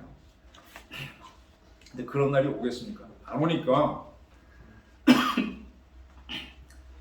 지금 제가 이제 방송에서 주장했던 게 이번에 북한이 울산 쪽으로 미사일 쐈다 그러는데 우리는 그런 적 없다 그러고 있지 않습니까? 저는 이번에 북한이 일본 열도를 넘겨서 쏘는 걸 보면서 우리를 겁주기 위해서 한반도를 정확히 남북으로 관통해서 저기 제주도 남쪽 공에 떨어지게 하면 너무 높이 쏴버리면 우리 미군 쏴도 못 맞추고 우리 패트리어트 팩 총은 쳐다보지도 못해요. 대신에 우리 개망신이지. 쏠 줄 알았거든. 근데 울산으로 쐈다 그러는데 그럼 이때 요걸 잡을 수 있는 게 SM-3밖에 없는데 어쨌든 우리는 그걸 도입 안 했어. SM-3가 있으면은 여러 가지로 가능하죠. 그리고 이제 우리가 KAMD가 한계가 있어서 한미 연합 미사일 방어사령부를 만들자 그러는데 이거 만들기 전에 가장 돈 안 들이고 하는 건 미국 MD에 참여하는 겁니다. 무조건 참여하는 겁니다. 일본이 참여했잖아요. 근데 우리 DJ 때부터 지금까지 그건 절대로 안 된다 그러는데 왜 지금까지 보수 정권 2개가 지나갔는데 그걸 안 하는지 모르겠어요. KAMD는 지금 안 되잖아요. 일단 그거 하고 그 다음에 이제 조선일보 유영원 기자가 계속 주장한 게 사축 체계였습니다. 지금까지 그림을 보게 되면 미사일 팍 쏘면은 여기서 한번 맞춰보고 여기서 맞추고 여기서 맞추고 이게 MD잖아요. 항상 미사일이 오른쪽으로 날아가는 식으로 그려요. 오른쪽에서 다 막아내는데 왼쪽에서 이게 잡는 방법이 없냐? 영어로 발사가 론치죠. 왼쪽으로 레프트죠. 레프트 오브 론치가 나오는 거야. 여기서 잡으면 되잖아. 이게 뭐냐? 사이버전으로 올라가서 맞춘다거나 레이저로 맞춰버리면 북한이 폭탄 떨어지잖아요. 유영원 기자는 지금 얘기하는 게 여기다가 이제 사이버전을 걸어서 아예 마비시키자. 참고로 이스라엘 모사드는 한 몇 년 전에 이란 핵 기술자들이 퇴근길에 차가 터져 죽어요. 그 테헤란도 교통체증이 있는 모양인데 딱 차가 서 있으니까 오토바이가 와서 뭐 과학자니까 이러고 있었겠지. 근데 걔가 탁 붙이고 가죠. 자기를 휘어간 다음에 10분 있다 팍 터지면 누가 죽었는지 모르지. 뭐 그런 식으로 해서 몇 사람을 죽여서 그런 게 일종의 이제 테러 형식으로 한 사축 개념일 수도 있고 그렇게 해서 계속 모사드가 들어가서 하나씩 죽이니까 얘네들이 겁을 먹거든요. 근데 어쨌든 이런 방식으로 우리가 참고가 해서 지금 얼마 전에 이제 이시오카 스토무라고 우리 그 상당히 보수적인 일본 학자죠. 그런 얘기 하더라고요. 기억하실 겁니다. 2018년도인가 북한서 배가 왔어. 근데 우리 NLL을 넘어서 해군의 광개토 배함함이 올라가고 해경의 삼봉함이 올라갔는데 일본에서 해상 자위대기가 날아왔어. 우리가 먼저 북한 배를 잡았지. 근데 우리가 걔네 항에서 미사일 쏘겠다고 일본한테 레이더 켜고 난리가 났었죠. 근데 지금도 궁금해요. NLL을 넘어갔는데 뭔 정보를 갖고 내려갔지? 어떤 놈이 내려오길래 일본도 날라오고 우리도 쫓아갔지? 근데 그거 우리가 잡아서 바로 이북 보내버렸거든. 이게 지금 미스터리인데 이런 얘기가 있었어요. 걔네들이 내려왔던 애들이 왜 왔느냐 아직 추정입니다.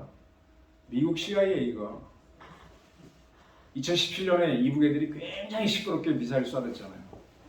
또 오퍼레이션은 군대 용어로는 작전, 정보 용어로는 공작, 의학 용어로는 수술입니다. 오퍼레이션 들어가는데 북한에는 북한 인민군하고 호위총국이 경호실이죠. 이런 애들이 자치자금을 만들기 위해서 기업체를 운영합니다. 북한 기업이라는 게 별게 없으니까 고기 잡아서 어업도 하는데 그걸 이 중국 애들이 사주죠. 그럼 중국 애들 또 먹기도 하는데 걔네 자본도 빌리고 하니까 거기에 쓱 들어가서 북한 쪽 애들한테 좋은 중국제 핸드폰을 선물하는 거죠. 그럼 걔는 그걸 받아갖고 사업 허가해준 호위총국 애들한테 주고 하다 보면 이게 높은 놈이 받을 수도 있는 거 아니야. 뇌물이라는 그런 거 아니야. 근데 거기에 위치 발신 장치가 있어. 물론 김정은 호위할 때 핸드폰 끄고 하지만 그건 발신하게 해놓으면 되는 거지. 그래서 2017년에 호위총국 사령관이 바뀌는 사건이 생깁니다. 그래서 걔네도 그거 알았던 것 같아. 7개인가 들어갔을 때. 그래서 계속 그때 미국이 우린 정은이의 위치를 알고 있다 이렇게 한 적이 있습니다. 앤드류 김 나오고 할 때 그때죠. 코리아 미션 센터 CIA군요. 그때쯤을 기억해. 그러니까 이북도 뭐지 하고 들어가서 보니까 이 새끼들 뇌물 받았네. 근데 무슨 핸드폰이야? 딱 해보니까 발신 장치가 있구나 해서 호위사령관은 절대로 안 먹거든요. 3대에 걸쳐 충성한 애들입니다. 그리고 하니까 몇 놈들이 사업하는 애들이 튀었는데 걔네들이 동해로 나오는 거를 그러니까 저놈들이 잡아달라고 해서 우리가 잡아서 준 걸로 보여요. 그러니까 이 부분은 탈북 어민 지난번 그 두 사람하고 별건입니다. 요건 아직 지금 조사 안 하고 있어요. 그래서 그런 걸 참고해서 우리도 지금 김정은이 위치를 늘 국정원 지금 30분 단위로 쫓아다니는데 해봐야 알지. 근데 그런 식으로 추적을 해서 김정은 위치만 딱 착각하면은 정은이를 죽여버리면 어떻게 돼요? 핵 무력 정책법에 따르면 정은이만이 핵 사용을 결심할 수 있는데 죽으면 어떡할 거예요? 박정천이가 쏴라 그럴까요? 겁날 거예요. 지금 북한 문제를 푸는 가장 좋은 방법은 북한이 핵을 사용할 수밖에 없는 상황으로 몰아버리는 거예요. 쏴! 진짜로 쏘면 그 다음에 미국이 때릴 테니까 그럼 자기 죽으니까 못 쏩니다. 쏠 수도 있지만 이게 치킨 게임, 겁쟁이 게임을 하고 가보는 거예요. 지금 우리가 거길 가지 않고 하려니까 지금 이 모양 이국으로 문재인도 꼬꾸라지고 박근혜도 안 되고 이명박도 안 되는데 쏴! 하고 가는 거예요. 이게 브라이크만 배낭끝 이승만이 했던 거잖아. 박정희가 했던 거잖아. 미친 개한테 북한이 미사일 핵 쏠 수밖에 없는 상황으로 몰아버리는 걸 한번 해봐요. 김정은이 죽여놓고. 아니면 살아있을 때도 해보면 됩니다. 그리고 이제 미국이 아까 잠깐 얘기하셨는데 원래 8월 달에 바이든 대통령이 발표했죠. 알카이다의 오사마 빈 라덴 죽고 난 다음에 알 자와히라가 리더였는데 아프간에서 있을 때 그냥 리퍼 무인기에서 팍 짝대기를 던졌는데 짝대기가 날라오고 화살이죠. 화살. 칼이 촥 나와서 사람을 수직을 잘라 폭약도 없어요. 폭약. 물론 그 오면서 그 친구 담배 피러 나왔던 것 같은데 베란다는 무너졌겠지. 안방에 있는 사람도 멀쩡했어요. 그 2년 전에는 이란 특수전사령관, 우리로 얘기하게 되면 육군 특전사 사령관이 몰래 이라크에 왔는데 그때도 차에 타는 걸 그냥 밤중에 그 차만 박살냈잖아요. 불나니까 옆차에서 막 튀는 게 적외선 사진에 나오긴 하는데 걔는 안 죽으니까 튀었지. 운전수는 죽었겠지. 이게 지금 미국이 무인기 가지고 이 결국 위치가 다 확인되니까 뭘로 확인하는지 모르겠어요. 아까 그런 스마트폰 공작을 하는지. 근데 지금은 여기 계신 분들도 얼굴 한번 찍으면 안면 다 확인된다며. 그래서 내가 이러고 다니는 것들한테 어떻게 보이냐 그랬더니 다 보인다는 이러고 다니는데 모르겠어요. 근데 그 위치 얼굴 확인해서 그걸 꼭 미국이 2번 성공 확실하게 시켰거든요. 그러면 그거를 우리도 지금 글로벌 호크 무인기를 들여왔지 않습니까? 그리고 한국이 지금 AI 사업이 굉장히 강국이잖아요. 아까 유영원 기자 사축 체계에 따라서 사이버전을 한번 걸어볼 만한 실력이 될 것 같아요. 돈 주면 됩니다. 돈하고 시간 주면 돼요. 예산을 주면 돼요. 두 번째로 김정은 제거 작전을 하기 위해서 안면 인식 기술. 저도 지금 핸드폰 인터넷 배팅 안면 인식 하지 않습니까? 밤에 그걸 이렇게 보니까 하던데. 만들고. 그럼 이걸 가지고 김정은을 제거해서 핵 사용해봐라 하고 몰아보는 거죠. 저는 이걸 오축 체계. 근데 지금 문제는 지금 국정원이 김기현 씨가 외교부 출신이 갔는데 제가 가만히 보니까 우리나라의 가장 중요한 외교는 미국하고 외교고 두 번째는 일본하고 외교, 세 번째가 중국하고 외교. 뭐 중국, 일본은 바뀔 수도 있어. 이 미일중하고 외교는 특히 중요한 미국과의 외교는 외교부가 하는 게 아니에요. 국정원이 하고 국방부가 합니다. 그래서 잘 아시겠지만 전두환 대통령이 취임하고 제일 먼저 레이건 만날 때 레이건 만나게 해준 사람이 외교부 장관인가요? 유병헌 합참 연합사령관 출신이 가서 했어요. 밑에서 시키니까. 한미 공조라는 게 군에서 이루어지고 정보부대가 하는 거지. 그리고 일본 외교도 국정원들이 가서 안기부가 가서 이제 대북 공작 차원에서 해왔던 거예요. 중국도 마찬가지예요. 황제영 망명할 때 외교부가 뭐래? 국정원이 하는 거죠. 근데 이 국정원의 이 공작하고 외교는 확실히 달라요. 공작은 기자들이 좀 공격적인데 공격적인 사람들이 하는 거고 외교는 부드럽게 합니다. 근데 이 외교관 출신을 국정원장 앉혀놓으니까 이게 좀 약한 것 같아요. 두 번째, 감찰실장이 외교 원장만큼 센데 민변 출신이에요. 이 양반이 뭐 계약한 게 있어서 나 아직 임기 남았다고 버티고 있는데 감찰실은 다 정보가 모이는데 지금 국장 인사 다 했어. 단장 인사 했어. 처장 인사 하고 나서 브레이크 걸리는 것 같아요. 인적 청산이 안 되니까 지금 이 국정원이 대북 공작이 지금 안 하는 것 같아요.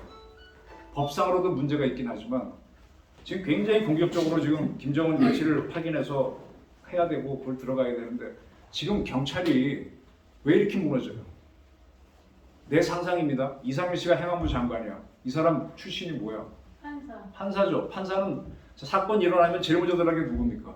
경찰, 두 번째 기자, 세 번째 검찰이 수사하고 네 번째 판사가 판단하죠. 판사는 다 된 거 마지막에 판단해요. 터졌을 때 들어가는 경찰이나 기자는요 뒤죽박죽이에요. 막 뭐가 뭔지 모르겠어. 사람 몇 명 죽었는지도 막 치다 보면 틀리고 막 그러면서 이 사람들은 배우는 거기 때문에 빠릅니다. 그래서 우리는 좀 공격적이고 검사도 그런 대로 공격적인데 그럼 한 발 늦지. 윤 대통령 보면 자기 스스로 느리다 그러잖아. 자기 그랬잖아. 자기 엉덩이 수사가 앉아서 했다 그러잖아. 그러다 이번에 깜짝 놀라서 지금 경찰을 질타하고 이제 조이기 시작하는데 판사는 더 늦어요. 근데 경찰국을 만들고 할 때 내가 보니까 아이씨 저렇게 해서 되겠다 하다가 늦지 않습니까? 그래서 이 더 늦은 게 외교관이에요. 근데 국정원 공작 파트 애들은 굉장히 빠릅니다. 그리고 온갖 방법, 돈도 하고 뭐 모든 방법을 다 쓰지 않습니까? 근데 그게 지금 정상화가 안 돼 있다는 게 경찰이 그게 안 돼 있다가 이번에 터지니까 으악 하고 무너지는데 국정원도 지금 뭐가 터지지 않아 그렇지 나는 지금 굉장히 취약하다고 봐요. 난 이걸 국가안보실에서 한번 확 잡았으면 좋겠는데 안 터지니까 가만 냅둬. 윤 대통령 지금 터지고 나니까 어제 그렇게 화를 내고 이제 감 잡은 거잖아. 뭐가 나도 지금 늦었구나 하는 걸 아는 거지. 6개월 허비한 겁니다. 건경군을 딱 쥐는 거는 집권 초기에 바로 했어야 되는데 이제 터져서 이제서야 하는 거라고. 문재인에 비하면 지금 몇 달이 늦은 거예요. 그때는 이 누구야? 서울중앙지검장을 총장 대행하라 그러면서 특활비 가지고 검찰 하루아침을 갈아치웠잖아요. 되게 느린 겁니다. 근데 국정원이 이제 되게 느리고요. 그래서 하여간 저렇게 준비해서 5축 준비를 하라는 거고, 또 하나가 이 그림에 있는데 우리가 지금 장보고 3 사업으로서 도산 안창호 잠수함을 만들었는데 그거는 지름이 커요.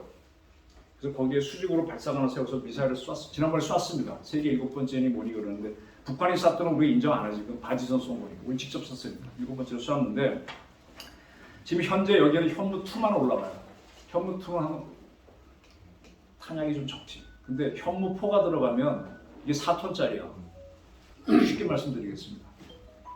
조선인민군 인민무력부를 현무2로 때리면 한 10발 집어넣으면 무너진다. 꼭 같다 그러는데 포는 한 방이면 그냥 지하까지 무너진다고 보고 있거든요. 이게 시차를 두고 따다다다다 떠지는 콩알탄인데 이게 전체 모으면 이게 20톤이더라도 5톤짜리가 하나 팍 치면 쾅 꺼지는 거예요. 이게 무슨 말인지 아시죠? 잔매에 열대 때리는 건 소용없어요. 한 방에 KO시키는 겁니다. 이 현무4를 탑재할 수 있도록 잠수함을 만들어야 되는데 지금 장보고 3 사업이 배치 1, 배치 2, 배치 3 가는데 배치 3쪽 가게 되면 저는 핵 잠수함으로 하자는 게 제 주장이고 이거는 저희가 이제 잠수함을 많이 알아서 주장을 하고 있는데 지금 한미 원자력 협정이 개정이 돼 있잖아요. 그거 할 때 저 뒤에서 백업을 했었는데 20%까지 농축하도록 지금 한미 간에 협의하면 됩니다. 그럼 20% 농축이 뭔가 하면은 우리가 지금 미국의 원자력 잠수함은 99% 농축자를 써요. 그래서 원자로에 한번 핵을 딱 집어넣으면 이 잠수함 30년 쓰고 끌 때까지 한 번도 교체 안 합니다. 무지하게 좋죠. 원자로는 30년 가요. 근데 이게 배가 다니다 보면 따개비 붙지 또 뭐 베어링 깨지지 해서 5년마다 꺼내서 수리를 해야 되거든. 수리하려면 잠수함은요 입구가 요만큼 되게 사람 나가는 해치구멍밖에 없어. 수리를 못해서 어떻게 하느냐? 자릅니다. 생선 토막 되듯이 잘라가지고 거기서 부속 꺼내야 돼. 이거를 오버홀이라고 합니다. 어차피 원잠도 오버홀을 해. 원자로만 손 안 되지. 그래?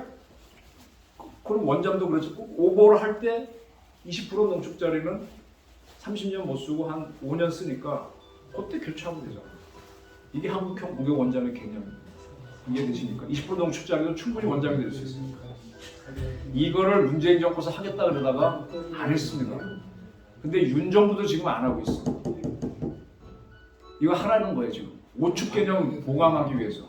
그래서 미국이 SLBM 갖고 밸런스 오브 테러 이격해갖고 소련하고 균형을 테러할 수 있는 균형을 잡았는데 우리도 비핵무기로 이걸 잡아야지.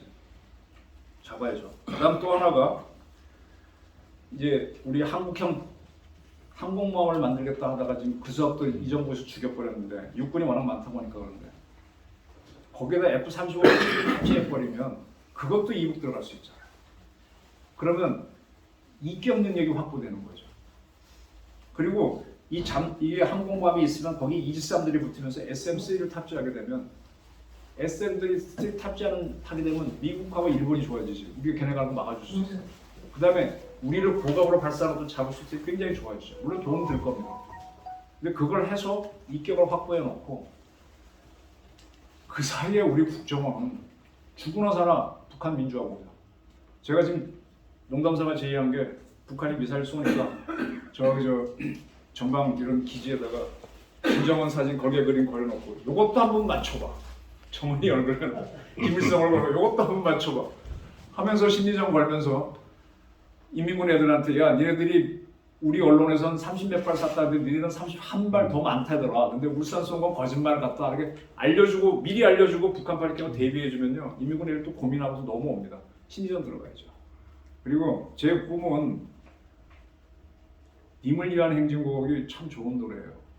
제 대학생 때 저도 뭐 산에 가서 많이 불렀는데 그 님을 위한 행진곡을 부른 게 한국형 데모죠. 한국형 팝, K-팝, K-컬처 수출하고 있죠. K-데모 수출하자. 동유럽만 수출하지 말고 북한에 수출하자. 우리 K-음악이 북한 애들이 노래 부르고 있잖아요. 한 20년 늦게 김동건 아나운서가 한 옛날 뽕짝 부르고 따라하듯이 K-데모 수출해서 김책공대 애들하고 김대애들이 스크럼 짜고 나오면서 김정은 타도하게 만들어요. 왜 스카이는 하는데 걔는 못하냐 이거. K대문 수출하자. 임을 위한 이 공작을 누가 하느냐? 국정을 해야지. 그렇게 하게 되면 아까 이격 능력 갖추고 오축 갖추고 이게 결국 누가 했는가 하면요. 독일의 BND가 있습니다. 그래서 그 CIA랑 같이 해갖고 라이프치히에 있는 성 니콜라이스 교회에서 촛불 시위가 시작되면서 호네코 정권이 무너지고 동유럽이 붕괴되는 거거든요. 지금 중국 문제를 풀려면 북한을 붕괴시키면 이 여파로 무너집니다. 그래서 저는 북한의 핵 미사일 전략에 대해서 제가 생각하는 방법은 이것이라고 한번 제의해 봤습니다. 질문도 받으셔야 되기 때문에 잠깐. 예, 귀한 박지를 들었는데 질문 있으시면 제가 하나 좀 될까요?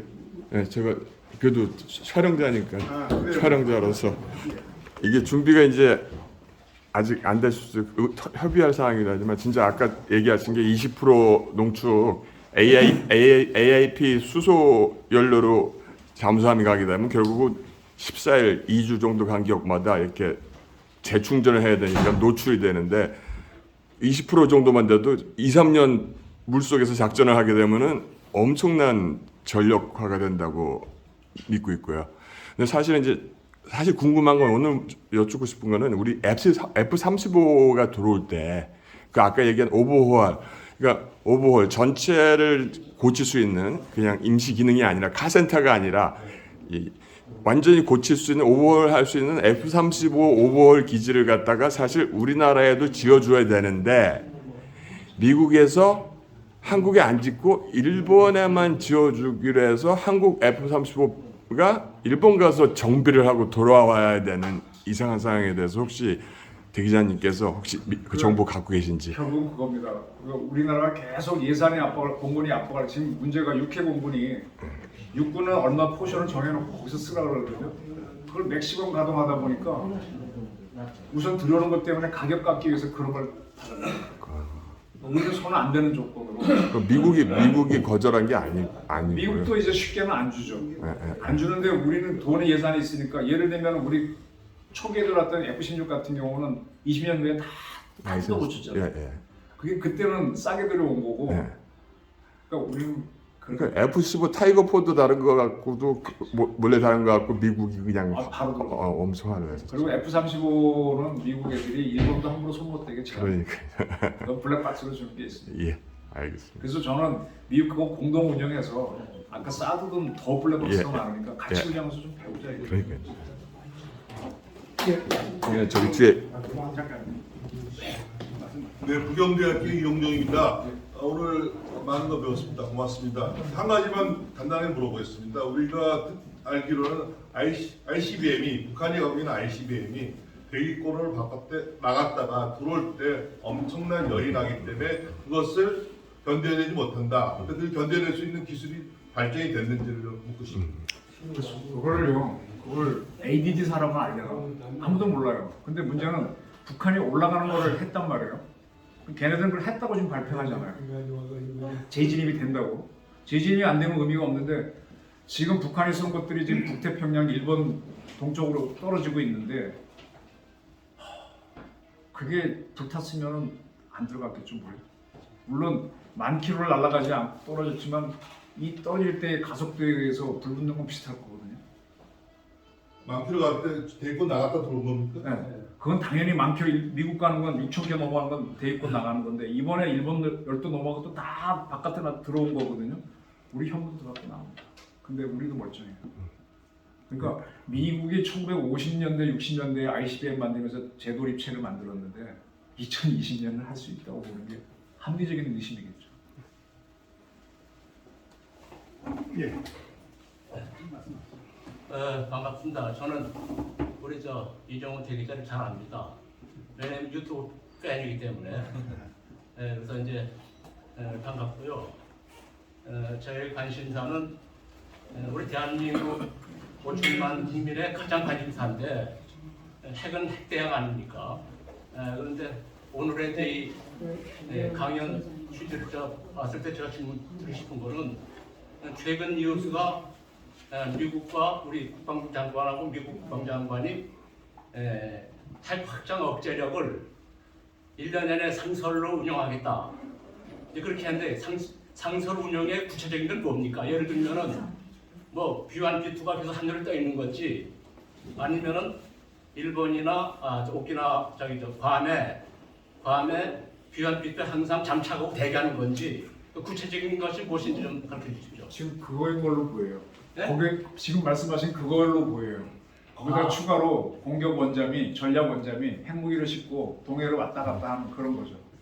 근데 그거 자체가 미국의 비밀이고 미국의 NCND니까 저건 못 믿겠다는 거죠. 그래서는 미국하는 걸 떠나서 그겁니다. 그거죠. 그건 근데 가장 중요한 F-35A가 없단 말이에요. 주일 미국 공군, 주한 미국 공군 없고 오히려 한국하고 일본이 갖고 있는데 핵 공유는 안 해. 근데 미국 애들이 이제 그 B1, B2 가지고 괌에 배치해서 한다는 거하고 잠수함이 또는 이제 네. 몇 개 함정들이 하겠다는 건데 대만 문제 있으면 그걸 다 몰려갑니다. 굉장히 약점이 많은 겁니다.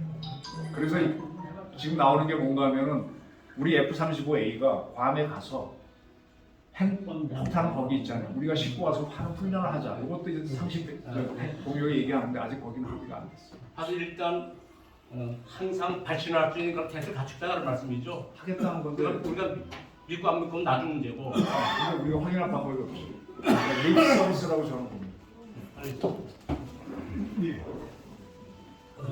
기산 사회사상연구소장 백승찬입니다. 이번에 지금 우크라이나랑 러시아 전쟁이 한창 진행 중이잖아요. 근데 재밌는 현상이 일어나고 있어요. 러시아에서 우크라이나로 쏘는 미사일이 올라갔다가 다시 원점으로 다시 돌아와요. 그게 과연 러시아의 미사일의 오작동으로 인해서 그럴까? 아니면은 미국의 전자전기 그라울라가 몇백 킬로 떨어진 곳에서 전자파로 쏴서 그렇게 됐을까? 여기에 대한 의식이 상당히 많거든요. 그래서 저의 생각 같은 경우는 한국이 삼성전자 세계 최강국이잖아요. 그래서 예를 들어서 우리 같은 경우 지금 미국에서 사드도 제대로 지원을 안 해주고 있는 상황인데 우리나라가 세계에서 최고 전자 강국이니까 차라리 사드 이쪽 방위 체제로 가는 것보다는 전자전으로서 쏘기 전에 고주파 하늘에 떠서 고주파로 날려서 다 녹여버리면은 아예 날라오질 않잖아요. 그렇게 하고 또 하나는 지금 저희가 이제 북한의 핵과 미사일을 중심으로 우리가 어떻게 대응할 것인가인데 제가 볼 때는 우리나라가 역사적으로 중국하고 일본이 강한 이후에 한 번도 편한 적이 없어요. 미국이 우리나라를 한미협정 들어가면서 한 70년 동안 우리나라는 예를 들어서 3년마다 한 번씩 매년 전쟁이 일어났어요. 역사적으로 볼 때. 근데 미국하고 평화협정을 맺으면서 도와주면서 우리나라는 전쟁이 없는 나라가 한 70년 이상 지속됐거든요.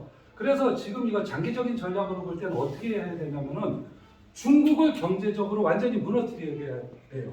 제가 볼 때는 이제 러시아하고 지금 우크라이나 전쟁이 끝난 다음에 러시아가 상당히 군사적으로 몰락할 거라고 보거든요. 그럼 마지막 미국의 대응 전략이 어디에 있냐고 보냐면은 중국을 하나 놓고 싸운단 말이에요. 중국.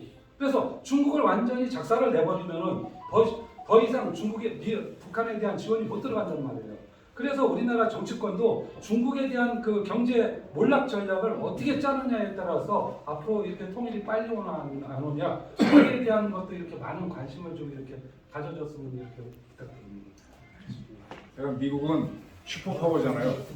슈퍼파워가 2등 국가가 따라오게 되면 걔네들을 잡아버립니다. 첫 번째로 잡았던 건 영국을 2차 대전 끝나는 후에 한번 잡았고, 그 다음에 이제 독일은 일본이 컸을 때 일본을 노브라고 말할 수 있는 자탄했을 때 프라자 합의를 잡고, 그 다음에 소련을 붕괴시켰죠. 이번에는 어떤 식으로 중국을 잡으려고 지금 민주공화국 양당이 덤비고 있는데 좀 잡을 거라고 봅니다. 잡고. 그 다음에 우리가 중국과 일본 사이에 가지고 상당히 힘들었는데 한미 동맹을 하면서 이 동맹국이 멀리 있으니까 우리 영토적으로 지배하지 않고 굉장히 좋은 동맹 체제죠. 이걸 더 유지하는 게 우리는 유리하다고 봅니다. 예, 다른 질문. 예, 신 박사님. 문재인 공화국의 주요 공격입니다.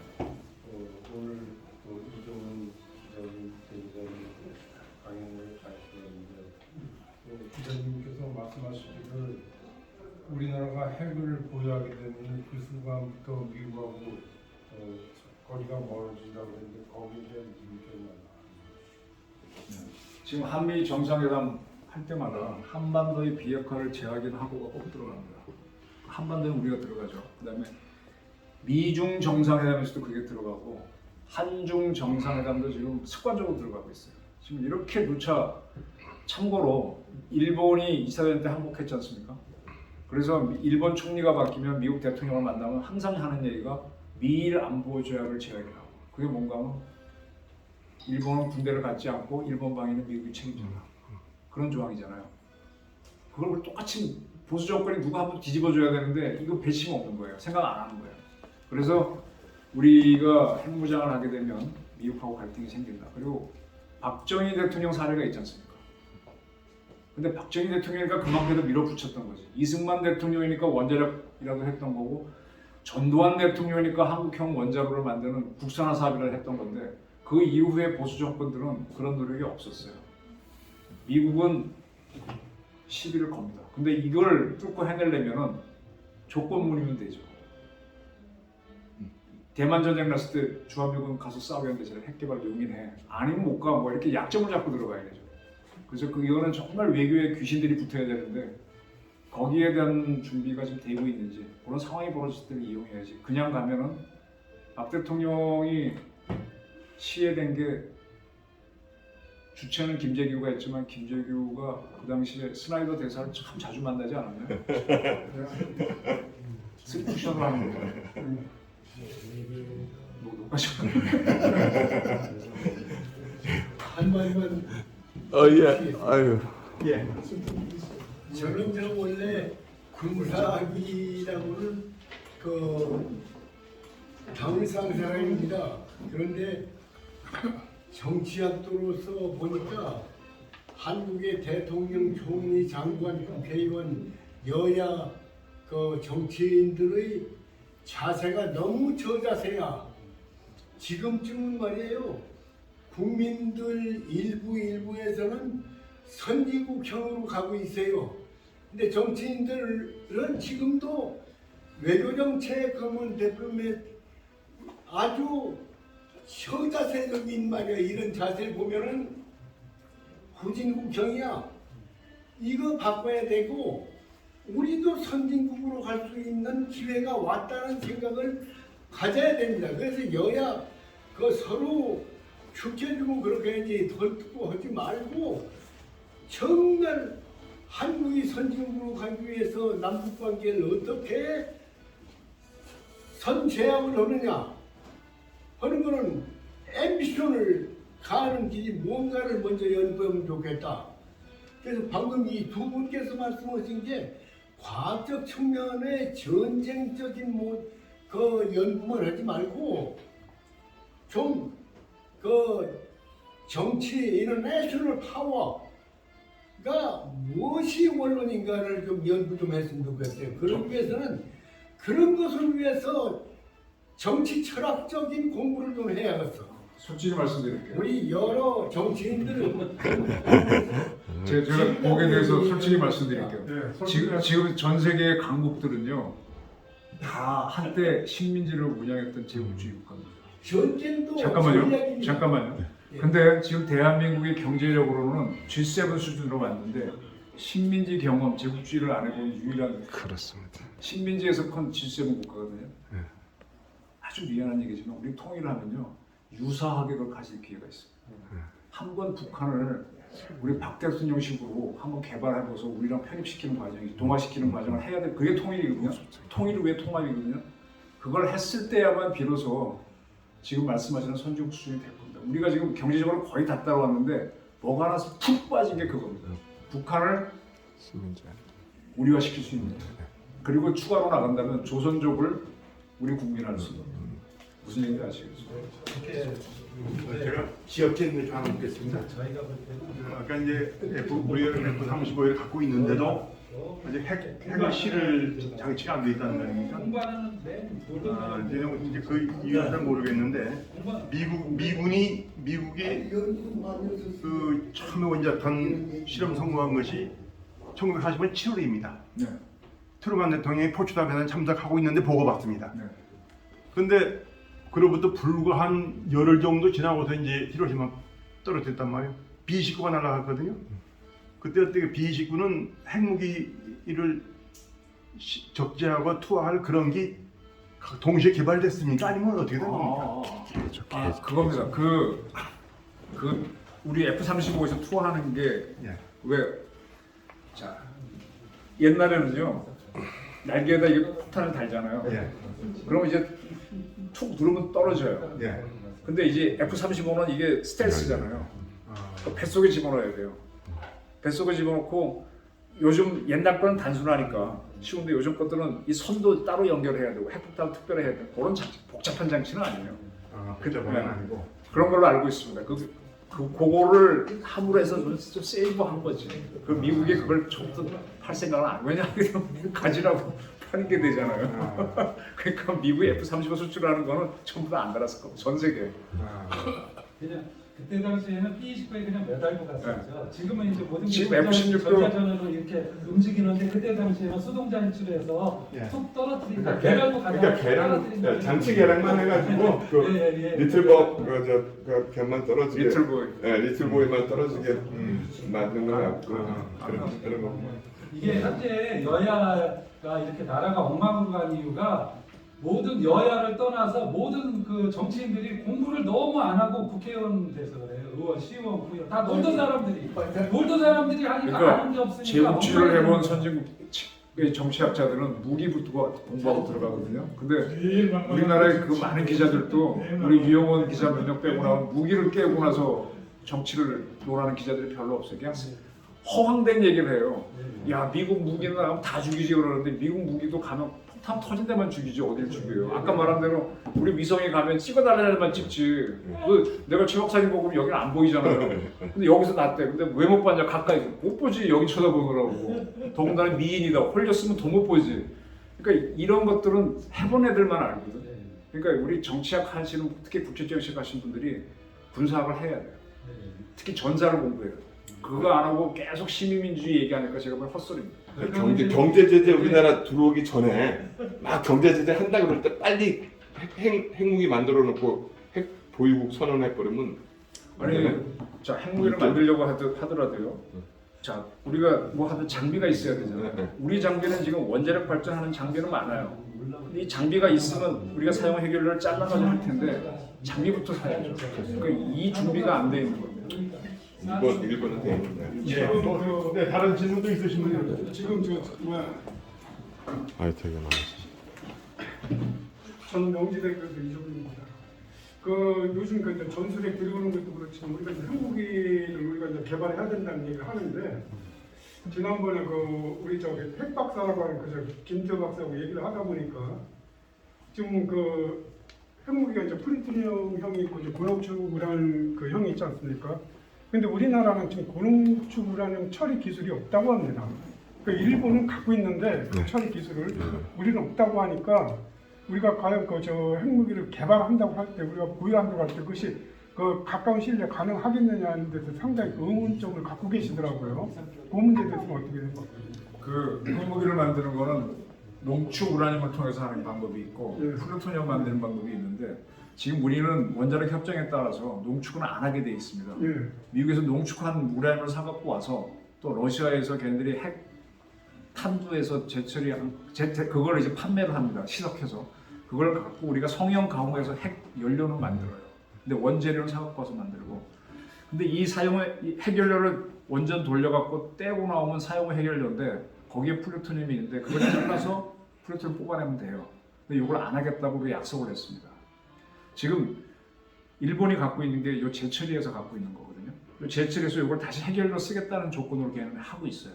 근데 우리는 지금 그게 지금 못 하고 있는데. 어쨌든 그 일본은 그 제가 알기로는 1970년대 그때부터 그 프랑스라든가 이쪽에서 그 가져왔습니다. 들어갔거든요. 근데 지금 제가 알기로는 한 5톤 정도. 제 말씀이 그겁니다. 걔네들도 농축은 아니고 네. 사용 핵연료를 재처리해서 그걸 목수 연료라고 그러는데 명분은 여기서 한 거를 핵폭탄 만드는 게 아니라 다시 핵연료 발전용으로 쓴다는 쪽으로 해서 추천을 갖고 있습니다. 근데 우리는 이거를 일본만 그걸 갖고 있고 우리는 실패했습니다.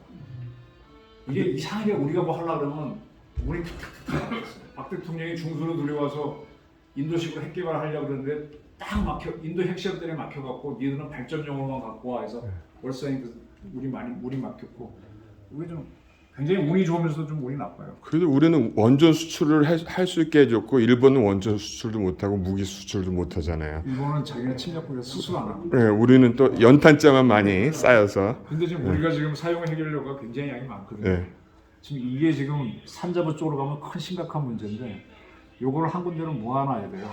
모아놓으면은 무슨 사고가 생기는 거 하면 지난번에 우리 핵기장 만든다 그럴 때 부안 사태, 안면도 사태 나죠. 근데 그거 지금 핵 처리장 만들었는데 경주에 아무 문제 없죠. 좌파들이 총격합니다. 사용 해결을 한 군데 모아놓고 이제 관리를 하다 보면은 선생님 하신 것처럼 해볼 수도 있는데 이거를 지금 이 정권에서 해야 됩니다.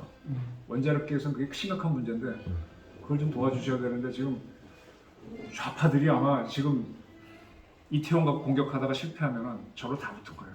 역사적인 싸움이 벌어질 거예요. 그때도 부안군수가 저 맞은 물에서 반전시켰죠. 2차전처럼. 이번 어떨지 모르겠어요. 예. 시간이 많이 지났는데 굉장히 진지한 프로그램으로